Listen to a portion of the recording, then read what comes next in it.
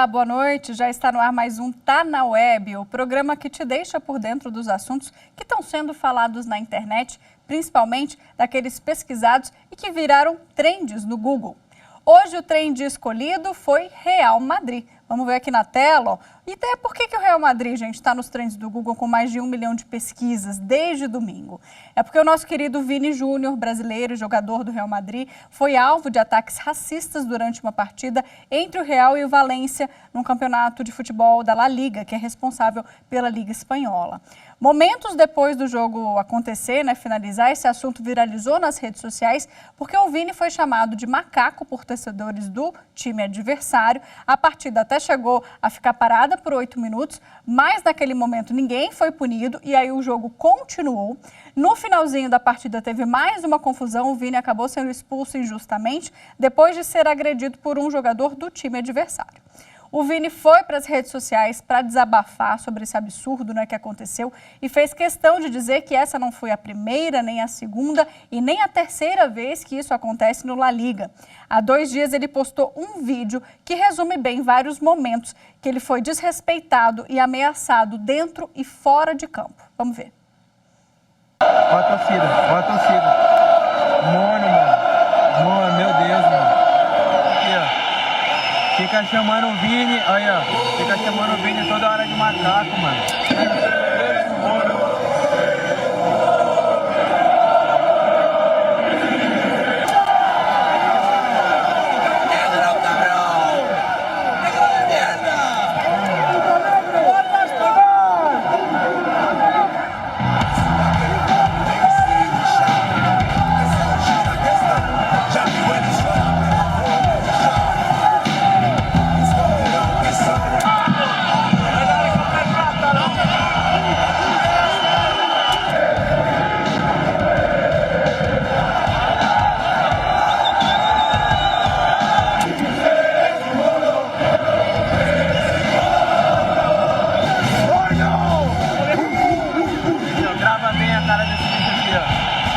Fica chamando o Vini, aí ó, fica chamando o Vini toda hora de macaco, mano.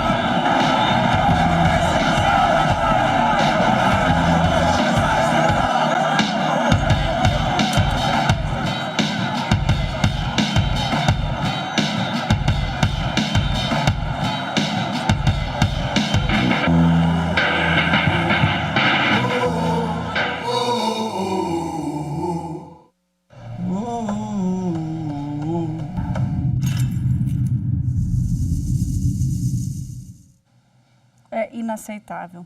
Para falar sobre esse assunto, eu converso agora com Valdeir Eustáquio dos Santos, que é professor e doutor em Relações Internacionais, e também com a Fernanda Lima, que é mestre em Direito e pesquisadora do tema. Bom, bem-vindos vocês dois, professor, uma boa noite. Infelizmente, mais uma vez, a gente tem que estar aqui falando sobre racismo, A gente viu aí nessas imagens que o Vini compilou num vídeo muito bem editadinho, que essa não foi a primeira vez, Ele escreveu na legenda nem a segunda nem a terceira que ele sofreu isso. E o Real Madrid denunciou esses crimes de ódio e discriminação contra o Vini ao Ministério Público espanhol. Então, eu queria começar, professor, contigo, para saber como é que funciona a legislação lá na Espanha para punir pessoas racistas. O crime de racismo existe lá? Como é que funciona? Oi, Mariana, boa noite, espero que você esteja bem. Fernanda, boa noite, tudo bem também, espero que esteja tudo bem com você também. Pois é, Mariana, o caso do Vinícius nos deixa muito assustado, Existe sim uma legislação, que prevê esse tipo de crime, e só que o que nos deixa mais agoniado, e mais tristes de ver cenas tão chocantes assim, é de ver uma percepção de como os países do norte global ainda nos enxergam, principalmente quando se trata de pessoas e de corpos racializados, de entender como nós somos vistos no norte global. Uma outra preocupação é que, mesmo sabendo das possíveis punições, as pessoas preferem distorcer o assunto, né? O Vinícius foi acusado de outras situações, tiraram o foco do ato de racismo, né, de uma torcida inteira gritando e chamando-o de macaco, e distorceram a situação para o fato que ele reagiu a uma agressão. Né? Então, isso muito nos preocupa, isso muito nos incomoda, de perceber que mesmo na Espanha, um lugar que se diz europeu, civilizado, esse tipo de situação ainda continua ocorrendo em pleno século XXI. É verdade. Professora Fernanda, bem-vinda aqui ao nosso programa.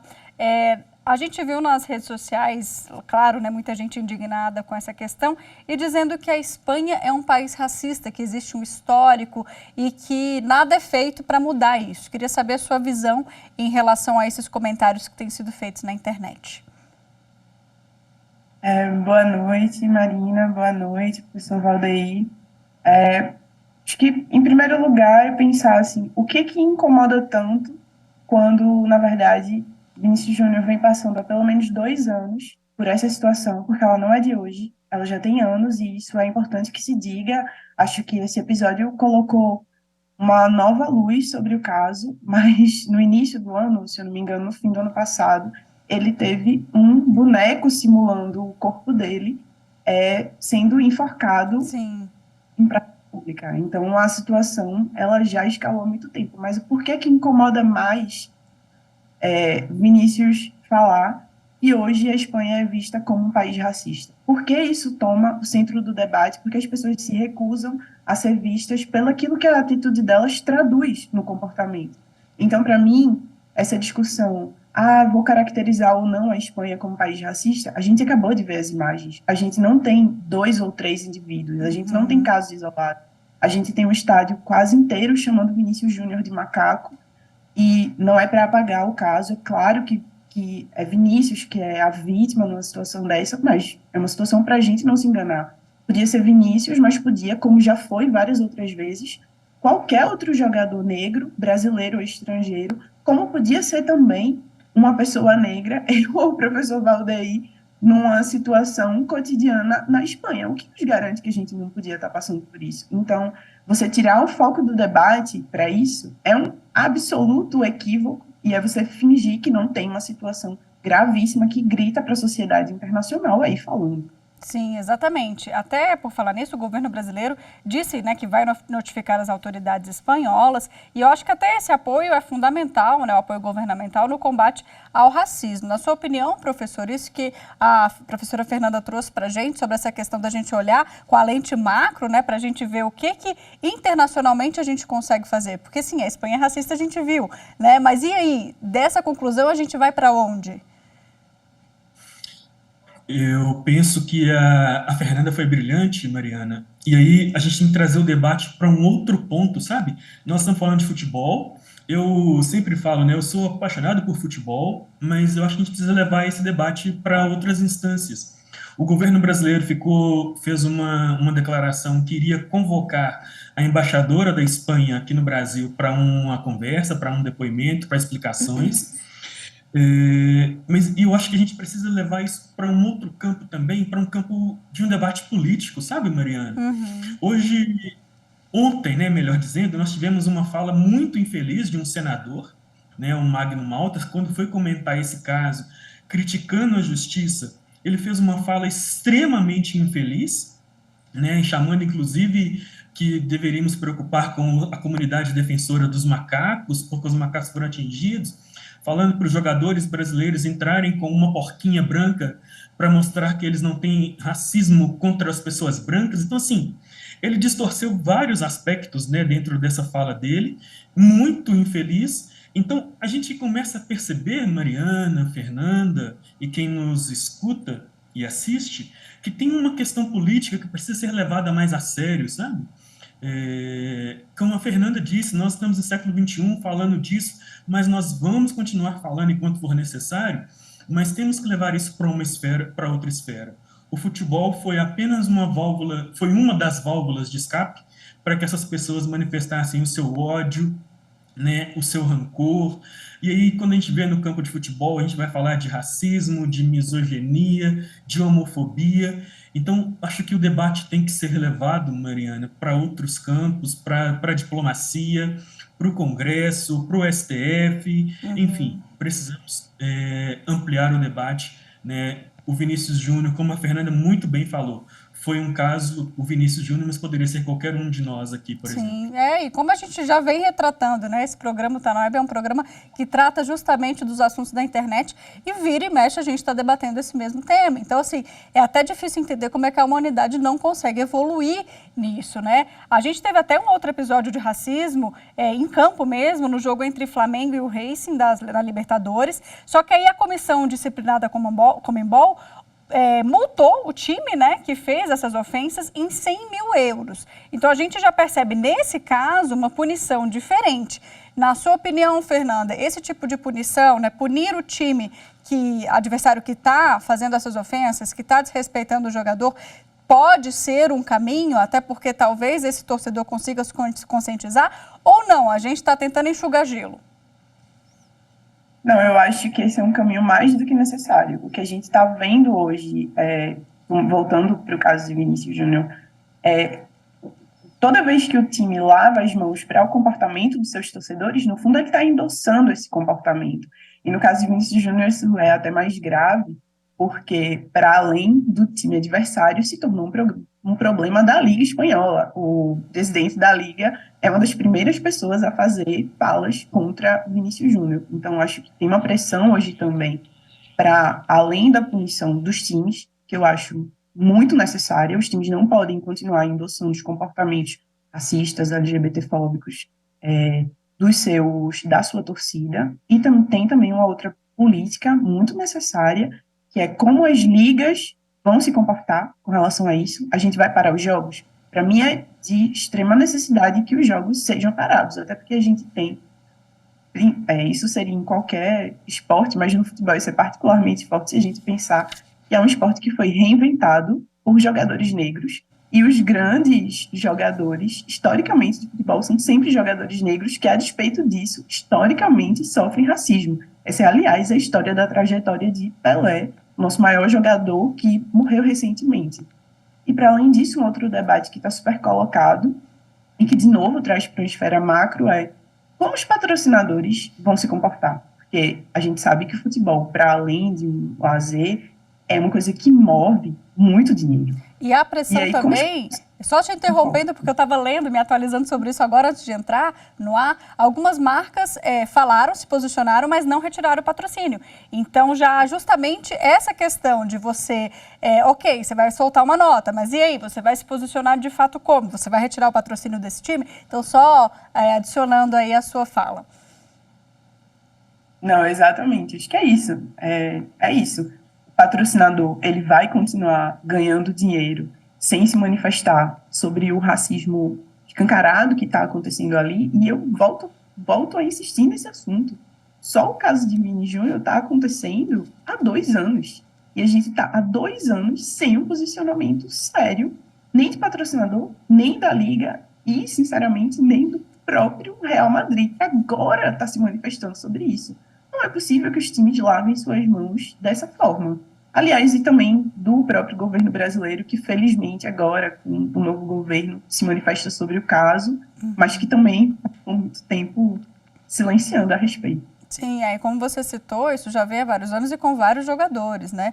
A gente teve outros casos, até o Vini citou isso na legenda do post dele, falando sobre o Daniel Alves, Ronaldinho Gaúcho, enfim, Ronaldo, né? Todos esses que foram jogar lá fora e vivenciaram isso e que muitas vezes não talvez pelo momento que a gente vivesse, agora as redes sociais a gente consegue escancarar mais as coisas, né? Os assuntos viralizam mais rápido, então o Vini está tendo talvez uma oportunidade de jogar esse debate mais que necessário para que todo mundo consiga, né, refletir sobre isso. E aí, professor, eu te pergunto, como é que essas federações internacionais de futebol lidam, né, com esse caso de racismo? Porque a gente viu esse caso da Espanha, mas eu acredito que não seja só na Espanha, né? Você já tem uma noção para falar para a gente assim, como é que na prática isso acontece? Ou literalmente a gente passa o pano ali, acabou, né, 2, 3 dias de viralização do assunto na internet e todo mundo esquece? O que acontece lá fora? Mariana, eu penso que a gente precisa trazer. Você trouxe um caso agora recente, que você nos lembrou do caso de poucas semanas atrás, do jogo do Flamengo contra o Racing. Nós temos outros exemplos recentes de jogos de times brasileiros em jogos na Argentina, em jogos por outros países da América do Sul, que as pessoas jogam bananas no campo, que continuam gritando macacos, etc. Isso tem acontecido muito aqui na América, muito perto de nós, né? E na Europa, em vários países da Europa. E o grande ponto, Mariana, acho que você tocou bem aí, e a Fernanda falou também, as federações, elas passam pano, né? Em alguns casos agora, muito recentemente, elas começam a multar alguns times, mas hoje, com a tecnologia que nós temos, é possível identificar as pessoas que chamam, que gritam, né? Aí no vídeo do Vinícius, que você mostrou, inclusive no começo do programa, dava para identificar facilmente as pessoas que estavam ali gritando e chamando. Então, além de punir o time, essas pessoas precisam ser presas, né? Então, tem que ter uma punição para essas pessoas também. Infelizmente, agora, muito recente, as federações estão tomando alguma medida, mas ainda medidas que não são efetivas de fato, que não traduzem a gravidade do problema, sabe, Mariana? Entendi. Então, a gente precisa ainda continuar, né, observando isso, levando, como a Fernanda falou, para um debate macro, porque as federações ainda não estão tomando as medidas adequadas e não estão se comportando da maneira como deveria. Nem as federações, nem os clubes, né, e nem as justiças desses respectivos países. E a gente pode trazer para o Brasil também, que aqui também acontece muito. Era isso que eu queria complementar com a Fernanda, né? A gente está falando, claro, desse assunto que tem um viés internacional, mas que aqui no Brasil, poucas semanas eu fiz um programa sobre a questão do entregador do iFood que foi literalmente destratado, apanhou com a correntinha do cachorro da pessoa branca, da mulher branca, de meia idade, que, enfim, estava incomodado porque ele estava ali num bairro nobre e fazendo entregas, enfim, pelo simples fato da pessoa estar trabalhando. Então, a gente vê isso acontecer todo dia aqui, né, Fernanda?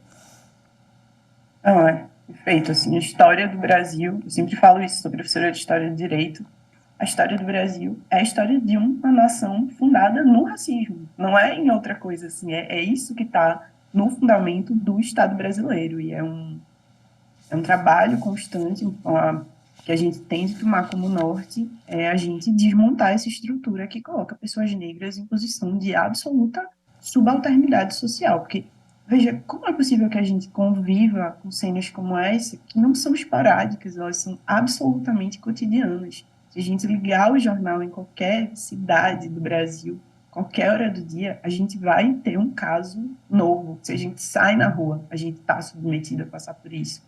Então, eu acho que mais do que uma questão de desinformação ou de falta de cultura ou de uma falta de formação pessoal, racismo vai para muito além. Porque a gente tem, por exemplo, pessoas que têm formação acadêmica, por exemplo, como eu e o professor Valdeir, que são pessoas extremamente racistas. É também a história do meio acadêmico no Brasil. Qualquer acadêmico negro tem essas histórias para contar. É a história das pessoas comuns. Então, mais do que isso, é uma estrutura que possibilita que pessoas brancas exerçam poder e desumanizem cotidianamente pessoas negras. Então, acho que deslocar um pouco o debate, a gente não pensar que é uma questão de, como se diz, de corações impuros.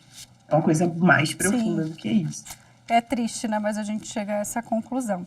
Olha, eu queria ficar mais tempo aqui debatendo esse assunto, porque eu acho que é necessário, né, a gente sempre analisar por diversos ângulos, por diversas perspectivas. Vocês trouxeram várias questões que são extremamente importantes, mas eu preciso seguir com o programa, então eu te agradeço muito, professor Valdeir, professora Fernanda, muito obrigada pela participação aqui no Tá na Web, viu? Agradeço, Mariana, agradeço, Valdeir. Mariana, muito obrigado. Fernanda, muito obrigado. E que a gente continue aí nessa luta, né, por essa desconstrução desse modelo, como a Mariana, como a Fernanda disse, estrutural, e que está levando à morte, né? Então, nós precisamos conversar sobre isso e lutar contra isso. Muito obrigado, um abraço para vocês. É isso. Você aí de casa continua comigo, vamos aqui voltar para as telas do Google para a gente saber quais são os outros assuntos pesquisados durante a semana. Separei alguns destaques aqui para a gente. Vamos lá para a primeira tela, Receita Federal. Mais uma vez a gente tem a Receita nos trends. Agora foi porque o site ficou instável nessa quarta, né? Primeiro dia aí de consulta ao lote de restituição. Serão pagos 7 bilhões e meio de reais em restituição aos primeiros contribuintes, né, aqueles que declararam lá no início, até o dia 31 desse mês. Lembrando então que o prazo para quem não entregou, o IR é dia 31 e quem não declarou, né, nesse prazo, quem não declarar até lá, leva uma multinha, tá? Então fica atento ao prazo. Segunda tela, a gente tem aqui o Enseja, ele foi parar nos trends, o Exame Nacional para Certificação de Competências de Jovens e Adultos, né, mais conhecido como Enseja, está com as inscrições abertas até o dia 2 de junho. O programa, gente, é um meio de ter um diploma do ensino fundamental, do ensino médio, e já tem data para a prova, tá? É dia 27 de agosto. E para a gente fechar esse giro aqui na web, esse bloco de notícias, vamos falar sobre a Netflix, que anunciou que vai cobrar um valor adicional por mês, provavelmente de R$ 12,90, para quem usar a plataforma fora da residência principal. Aquele famoso compartilhamento de senhas, né? Tá próximo ao fim, viu? Pelo que se sabe, a Netflix vai bloquear os acessos fora dessa residência padrão e aí vai ser preciso entrar em contato com eles para restabelecer o acesso à plataforma de streaming. A gente faz agora uma rápida pausa. Eu espero você no próximo bloco para a gente falar de mais notícias. Não saia daí.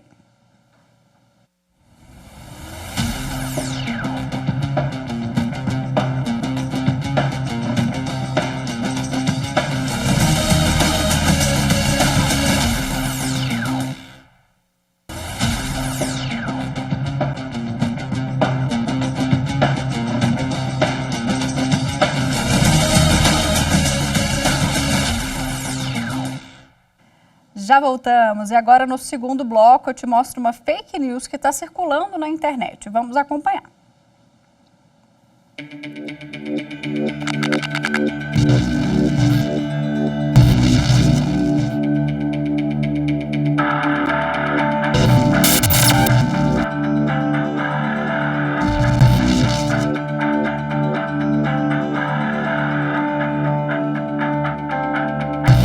O Banco Central americano passará a adotar também um sistema chamado FeedNow, que é um sistema que se assemelha ao sistema Pix instituído aqui no Brasil.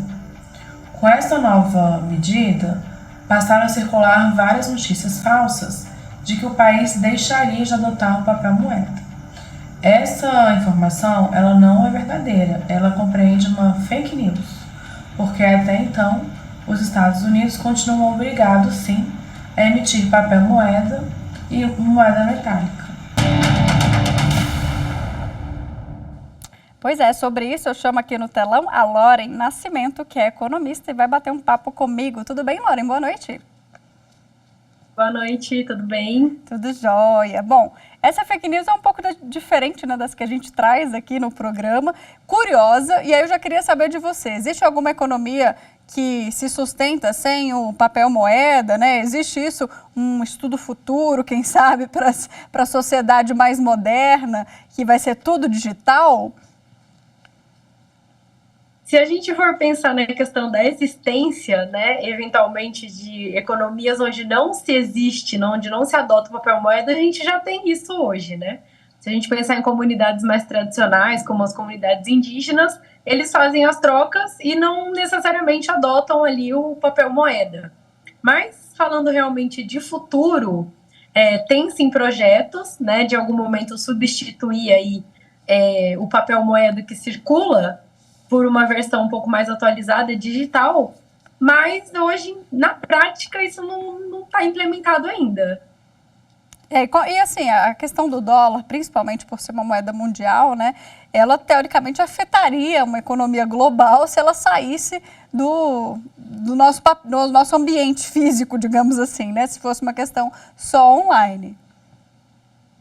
Exato. E tem até um dado interessante que nem é só a nossa economia que seria afetada, né? A gente tem dados recentes aí do Banco Mundial falando que nas economias desenvolvidas, 70% só da população tem, só não, né? É a maioria, mas assim, 70% da população tem acesso à questão da bancarização, né? Então a gente está falando aí dentro das economias desenvolvidas mesmo, 30% das pessoas com mais de 15 anos de idade iria ficar de fora da possibilidade de fazer transações porque não tem conta em banco. Então, assim, é uma coisa que ainda parece que, né, que é muito trivial, todo mundo tem uma conta, todo mundo tem acesso à internet, mas não é o que os dados do Banco Mundial aí mostram. Então, eu acredito que a gente vai demorar um tempo ainda para abranger 100% aí da população, e principalmente nos países mais desenvolvidos, né, que é onde realmente a sociedade tem um pouco mais tem uma estrutura melhor, né, vamos dizer assim.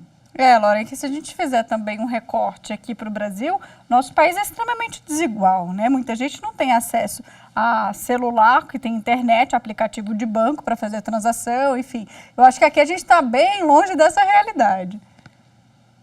Exatamente. Até durante a pandemia, teve uma questão bem interessante da Caixa Econômica Federal, né, facilitando aí, promovendo até mutirões dentro das agências, e descobriu-se que muita gente, né, muitos brasileiros mesmo que têm CNPJ, eles passaram realmente a ser mapeados, vamos dizer, né, realmente deixou muito clara essa questão aí dessa desigualdade que a gente vive no nosso país, e dessa falta de acesso a questões básicas mesmo, que a gente já entende como básico ter um celular, mas na verdade não é tão trivial, né? A gente tem um percentual bem alto da população que não tem acesso realmente. Eu costumo dizer, Laura, que a gente tem que sair um pouquinho da bolha para conseguir enxergar o outro, né? Eu acho que é bem por aí. A gente não consegue enxergar essa realidade se a gente não colocar aí uma outra lente para visualizar esse cenário. Lauren, muitíssimo obrigada pela sua participação aqui, por esclarecer, né, essa fake news para a gente, viu? Boa noite. Boa noite. Obrigada. Bom, para você aí de casa, ó, a gente termina por aqui o Tá Na Web. Você continua com a TV Justiça nas redes sociais, hein? Você pode seguir a gente no Instagram, no Twitter, no YouTube e no Spotify, @Rádio e TV Justiça. Muito obrigada pela sua companhia e eu volto então na próxima semana. Até lá!